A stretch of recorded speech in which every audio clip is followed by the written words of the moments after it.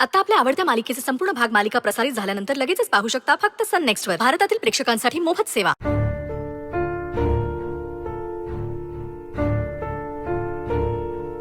गौरी आई, नीट झालाय ना लेप बनून? अगं रुद्र सरांना खूप मासे चावलेत ना, म्हणून चांगला लेप बनवत असेल. काय करावं काहीच कळत नाही. त्यांनी माझ्यावरचं बिट्टीवरचं संकट स्वतःवर घेतलं. आम्ही त्यांच्यावरती एवढे रागवलो असतानाही त्यांनी मागचा पुढचा विचार न करता आम्हाला वाचवलं. ते स्वतः माशांपासून वाचण्यासाठी कुठेतरी जाऊन लपून बसले असते, पण त्यांनी तसं नाही केलं. आणि मी काय करते? नाही, माणुसकी म्हणून तरी मला हे करावंच लागेल.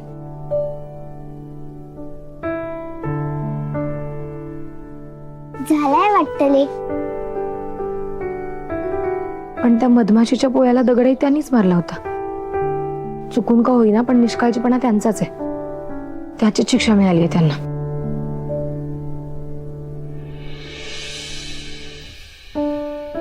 पण त्यांना या अवस्थेत मदत न करणं चुकीचं आहे.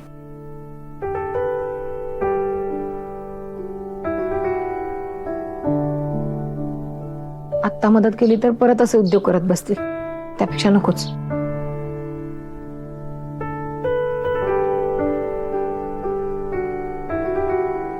गौरी आई, नक्की काय झालंय? लेप नीट झालाय की नाही?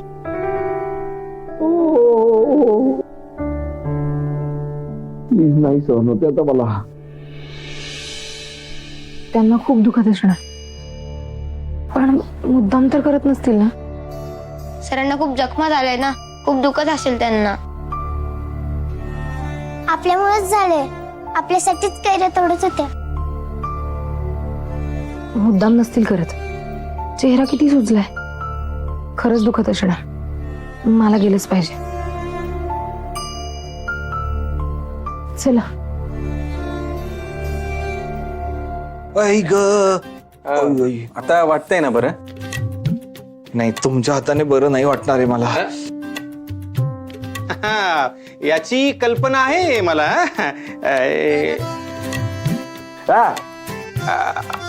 अहो, सर लावलं तर नाही ना अजून? नाही हो, बरं वाटत आहे.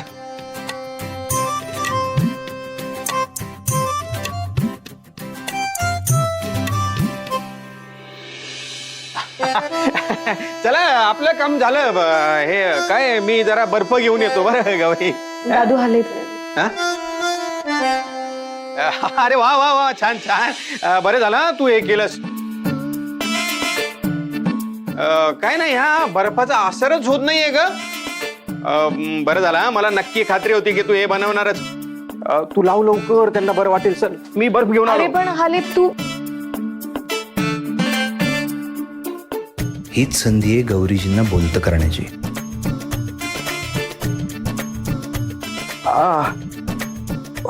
झोमतंय खूप. बरं झालं गौरीजी तुम्ही लेप घेऊन आलात. नाही, भरत प्रयत्न करत होता, पण हे काम कसं नाजूक हातांनीच झालं पाहिजे.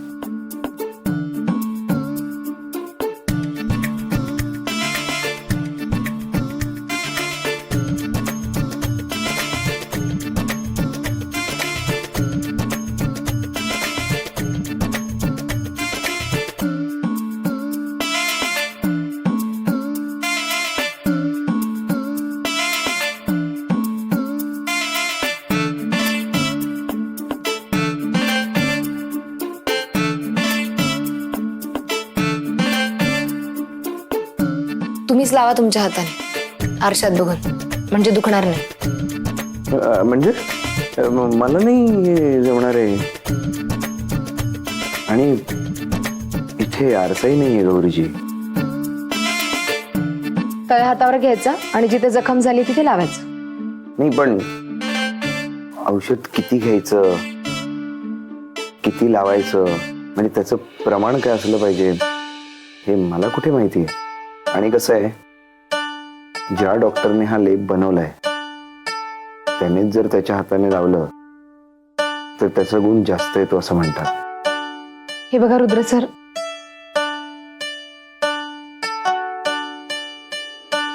बोला ना. गौरीजी तुम्ही लावून द्या ना. माणसाला स्वतःची काळजी स्वतः घेता आली पाहिजे. असं इतरांवर अवलंबून राहायचं नसतं. आणि एखाद्याला कोणाची सवय लागली असेल तर ती सवय मोडावी माणसाने. असं उगाच समोरच्या माणसाची इच्छा नसताना जबरदस्तीने त्याला अडवून ठेवायचं नसतं.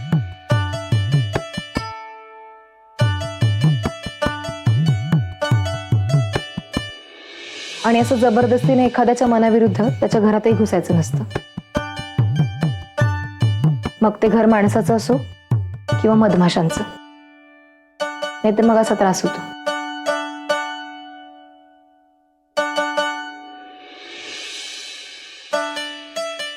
मला माहितीये गौरीजी, तुमचा राग काय असं सहजासहजी जाणार नाही. पण तुमचा राग घालवण्यासाठी असे असंख्य काटे सहन करायची तयारी आहे माझी.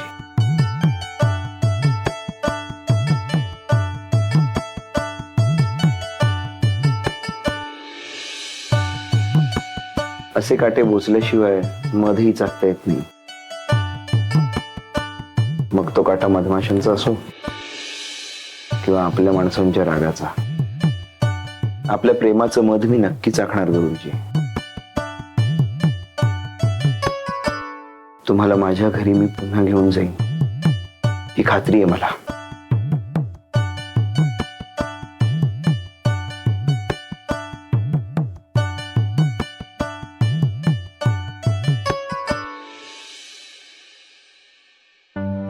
का माझं आयुष्य मला परत परत तिथेच आणतंय. जी वळणं नकोय तीच घ्यायला भाग पाडते.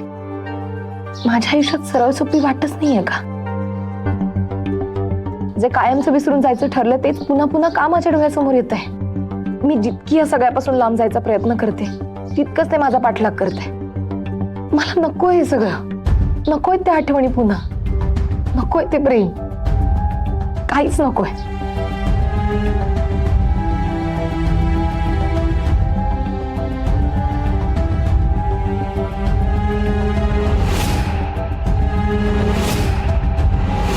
ज्या डॉक्टरने हा लेप बनवलाय त्यानेच जर त्याच्या हाताने लावलं तर त्याचा गुण जास्त येतो असं म्हणतात. गौरीजी तुम्ही लावून द्या ना. माणसाला स्वतःची काळजी स्वतः घेता आली पाहिजे. आणि एखाद्याला कोणाची सवय लागली असेल तर त्या परतीच्या वाटेवरचे सगळे दरवाजे बंद केले तुम्ही. मला तर पुन्हा ते दरवाजे उघडायचे नाहीयेत. पण रुद्र सर असे सतत समोर येत राहिले आणि ते दरवाजे उघडले तर नाही नाही, असं व्हायला नको. हीच ती वेळ आहे. रुद्र सरांमध्ये आणि आपल्यात तुझी भिंत बांधलीस ती आणखीन भक्कम करण्याची. यातच तुझं आणि बिट्टीचं भलं आहे. या भिंतीला तडे गेले तर परत बिट्टीचे फरफट होईल. तू परत एकदा रुद्र सरांच्या प्रेमात पडशील. परत तोच त्रास, तीच अवहेलना. नाही नाही, नको. हे सगळं परत नको. विचार कर गौरी, तुझी अवस्था असेल तर बिट्टीचं काय होत असेल.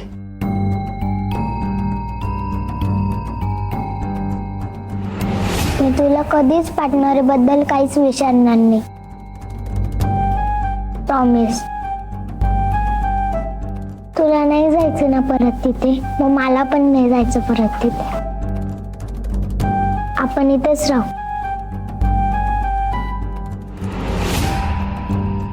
तिने तिच्या पार्टनरला स्वीकारलं तर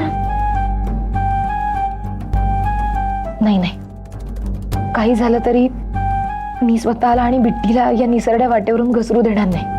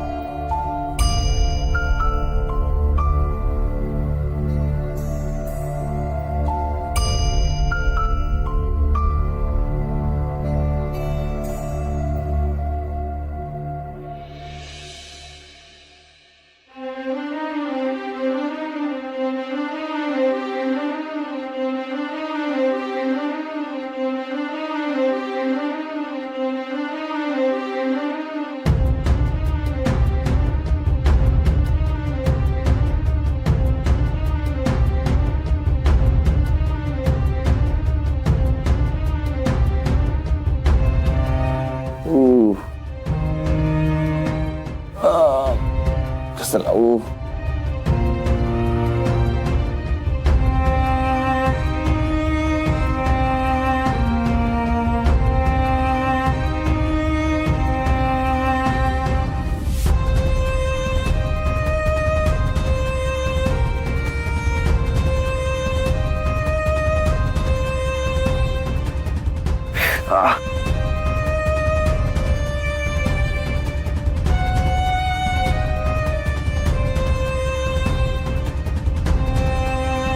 दुखतंय का? नाही, आता तू तुझ्या नाजूक हाताने लावतेस ना, आता मी दुखत आहे.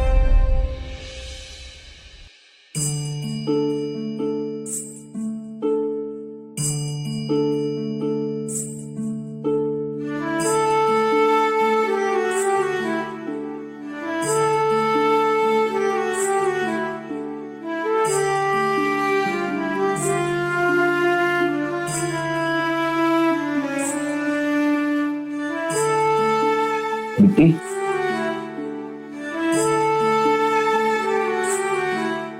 पार्टनरशी बोलणार नाहीस? पार्टनर इतक्या दिवसांनी भेटलाय ना, त्याला मिठी नाही मारणार?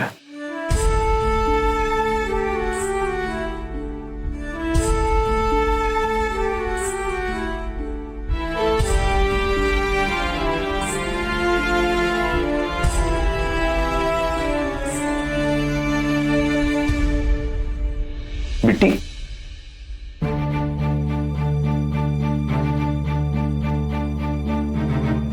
बिट्टी, बिट्टी,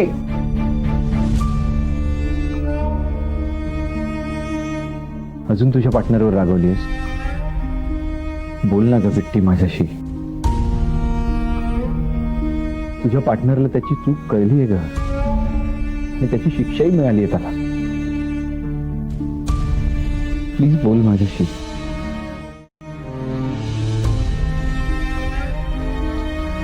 नका जाऊ तिच्या मागे. तिला नाही कळत तिचं भलं कशात आहे. जुनं सगळं विसरलीये ती. कसं तरी सावरले तिने स्वतःला. मला पुन्हा तिच्या वाट्याला तो त्रास नाही येऊ द्यायचा. आम्हाला आता कोणाची गरज नाही, आणि तसंही तुमच्या घरी येण्याआधी आम्ही दोघीच होतो एकमेकींसाठी. आताही ती आणि तिची आईच एकमेकांसाठी उरलोय. आता आमच्या आयुष्यात तिसऱ्या माणसाला जागा देऊन आणखी धक्के पचवण्याची ताकद नाहीये आमच्यात. प्लीज पुन्हा बिट्टीशी आणि माझ्याशी जवळीक साधण्याचा प्रयत्न करू नका. आमचं आम्हाला सुखानं जगू देत. गौरीजी, आता आणखी समजावण्याची ताकद नाहीये माझ्यात. पण तीच तिच्या पार्टनरच्या जवळ आली तर? नाही येणार आता ती तुमच्या जवळ. तिला तिच्या पार्टनर जवळ यायचं असतं तर आजच तिने त्याला मिठी मारली असती. पण तिची आई जे काही करते ती तिच्या भल्यासाठी करते हे कळतं तिला. तुम्ही आरोप केला होतात माझ्यावर. मला आई या शब्दाचा अर्थ कळत नसेल, पण बिट्टीला तो कळतो.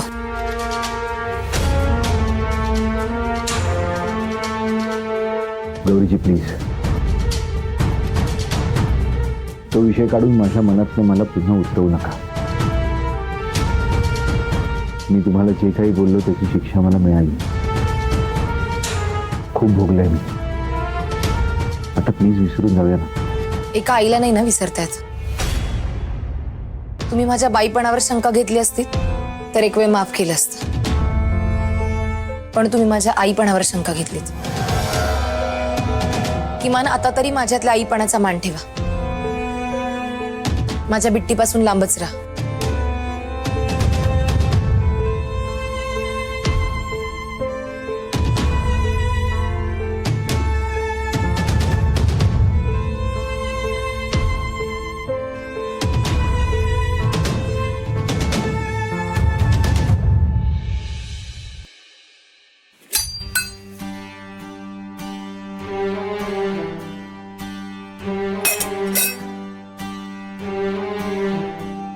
एकदा का त्यांचे अगरबत्त्याचे पैसे दिले की ते इथून निघून जातील. मग तो होणारा त्रास, त्या आठवणी काहीच नको. 30, 40, 50, 60, 70.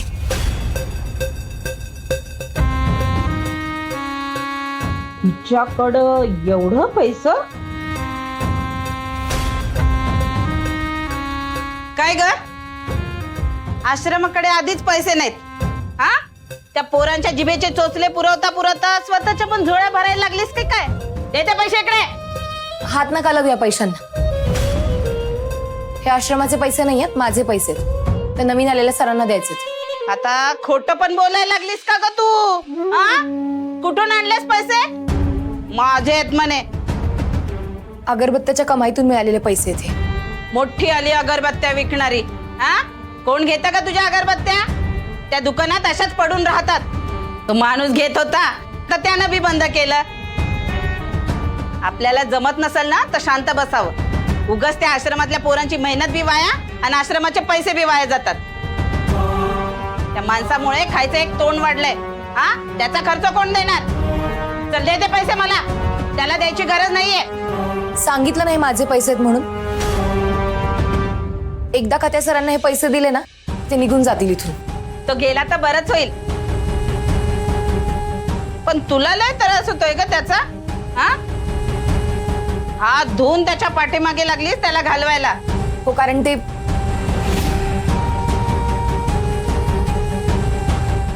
इथे राहायला नकोत. आणि काय गरज आहे ना इथल्या मुलांना येऊन शिकवण्याची. आणि तसंही तुम्हाला ते नकोच होते ना. आणि तसंही तुम्हीच म्हणालात ना उगाच एका माणसाचं जेवण वाढेल आणि उगाच कशाला ना आश्रमावर खर्चाचा भार. बाजूला व्हा.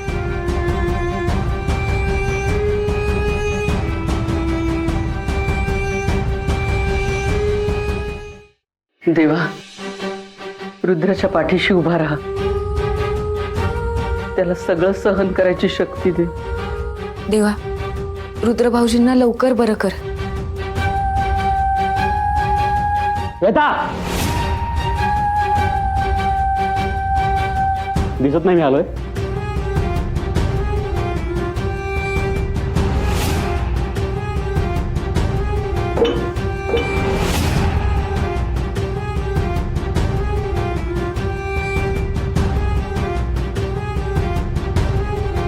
बघतेस का शूज काढ मला पायातले. सुमित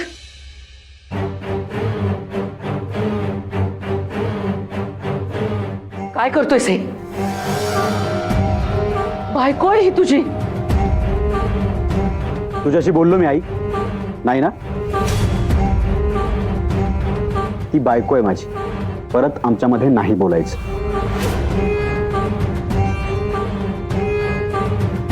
मी काय गे हा ते बेवड्यासाठी देवापुढे प्रार्थना करत होतीस ना. ते मी तोंड बंद. माझ्या समोर तोंड उघडायचं नाही तर थोबाड फोडेल. सुमित अरे सुमित का वागतोस तू हिच्याशी असा. कुठल्या जन्माचा बदला घेतोस तू. ह्याच जन्माचा. तुझ्यामुळे मला हिच्याशी लग्न करावं लागलं.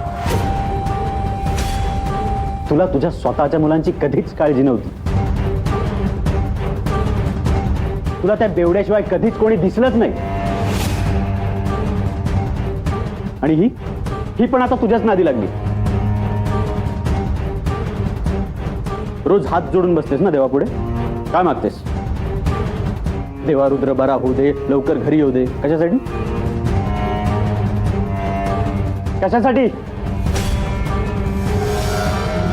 मग तो घरी येईल आणि तो तुला माझ्यापासून वाचवेल म्हणून ना. असा विचार करतेस. बोल ना असाच विचार करतेस ना. त्याला घाबरून मी तुला त्रास देणार नाही असं वाटलं ना तुला. बोल ना असंच वाटलं ना. सुमित तो रुद्र इतका दारू पितो पोरींच्या मागे फिरतो त्यांचा हात धरतो तरी तुम्हाला तोच योग्य वाटतो. इतकं सगळं करूनही कंपनीच्या सगळ्या जबाबदाऱ्या त्याच्याचकडे सगळं प्रेम त्यालाच. तो रुद्र किती खालच्या थराला उतरला हे दिसत नाही काय तुला. सुमित तो काय भोगतोय याची कल्पना तरी आहे तुला.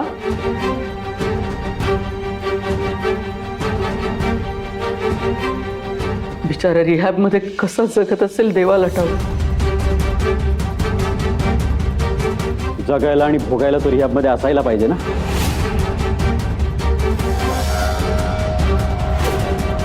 तो तिथे गेलाच नाहीये. तो रिहॅब मध्ये गेला नाही.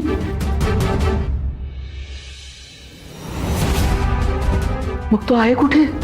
मला काय माहित, ते तुम्ही शोधा.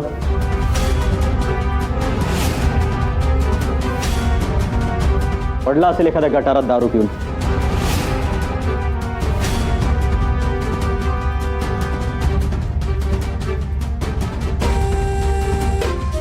रुद्र जर रिहॅब मध्ये नसेल तर कुठे गेलाय आणि आत्ता कुठे असेल?